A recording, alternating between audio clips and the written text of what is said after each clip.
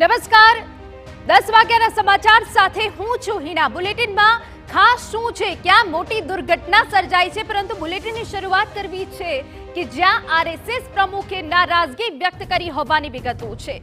મંદિર મસ્જિદના વિવાદો પર આરએસએસ પ્રમુખે વ્યક્ત કરી નારાજગી।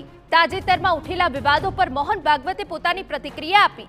કેટલાક લોકો આવા મુદ્દાઓનો ઉઠાવવા માંગે છે રાજકીય લાભ ઉઠાવી ખુદને સાબિત કરવા માંગે છે હિન્દુઓના નેતા। દરરોજ સામે આવતા એક નવા વિવાદે સંમતિ કેવી રીતે આપી શકાય તેવો પ્રશ્ન પણ કર્યો। રામ મંદિર એટલે બન્યું કારણ કે તે તમામ હિન્દુઓની આસ્થા સાથે જોડાયેલું હતું। હવે રોજ નવો વિવાદ એ સ્વીકારી શકાય તેવી બાબત નથી તેવું સ્પષ્ટ કહ્યું છે। આપણે દુનિયાને દેખાડવાની જરૂર કે દેશ સદભાવના સાથે રહે છે।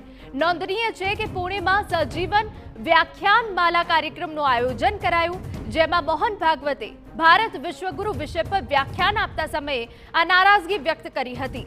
તેમણે જણાવ્યું હતું કે આપણે વર્ષો સુધી સદભાવના સાથે રહીએ છીએ અને આપણે વિશ્વને પણ તે જ સદભાવના આપવા માંગીએ છીએ, તો આપણે તેને જ આદર્શ બનાવવાની જરૂર છે।